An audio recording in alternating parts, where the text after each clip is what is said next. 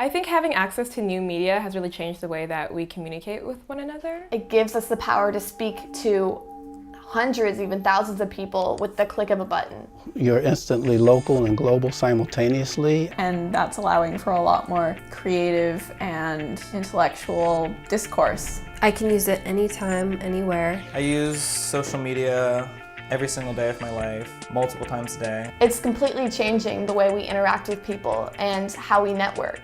With blogs and Twitter and Facebook, we have the ability to share information in a less censored way. If you understand media literacy and how things can be recreated or broken down, challenged, shaken up, that's part of social change. And social change is always very important.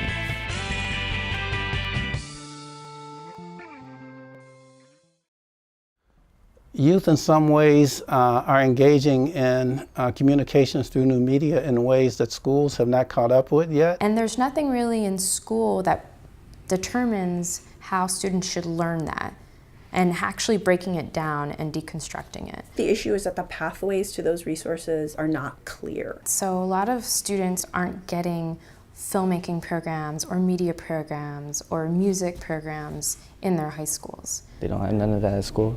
Well, not my school. I think if schools can't do that, the library and maybe libraries all across the nation can do that. That's exciting.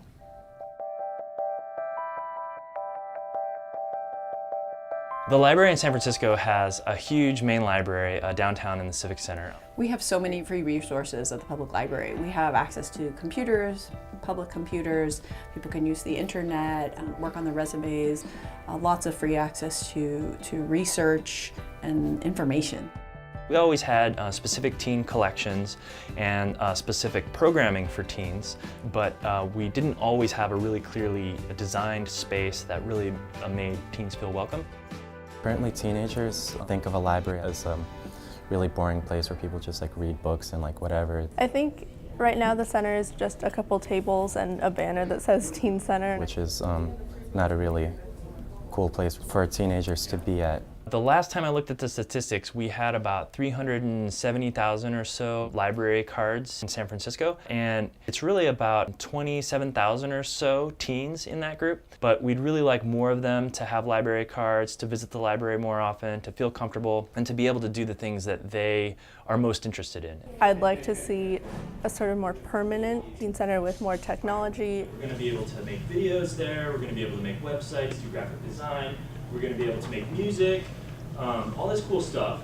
But in order for us to get there, we need to work with you guys to figure out exactly what we should be doing in that space. Technology is a big part of teens' life, and that's why having a media-based program is important, so it would get more teens to come to the library.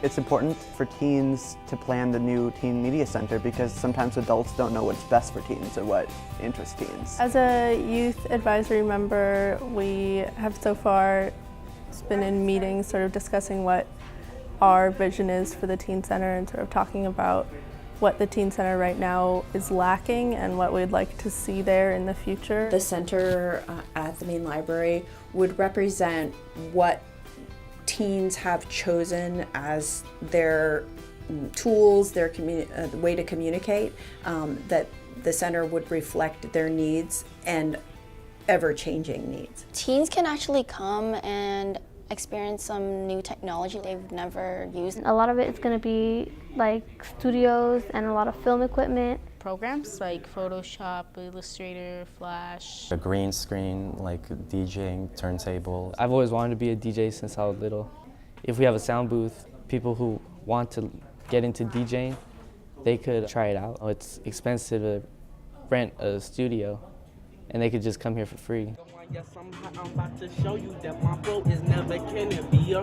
Having a space to get creative and use technology in an interesting way. It's like the hub of learning, creativity, art, and something that we're not afraid to share our ideas with others and collaborate. Really, the changes I think we need to make are to allow the resources and technology to be present in a space so that teens can learn to become creators of the digital space instead of just consumers. So how can we get these kids that are on their phones, they're texting, they're on Facebook, they're on Twitter, to step away from this act of just communicating and turn it into an act of action? Recently, we've seen through Twitter and Facebook that even just one person could start a revolution or a big idea. So hopefully this will empower people to really say what they believe through a lot of different online programs and platforms. Because of how prolific technology is in our society today, it's not only important, but it's necessary for us to be able to raise a generation of young people who want to make change in the world. I think that it would help kids in hard situations grow because they would hear their own voices, they would see their creativity manifested, and there's something incredibly powerful about doing that.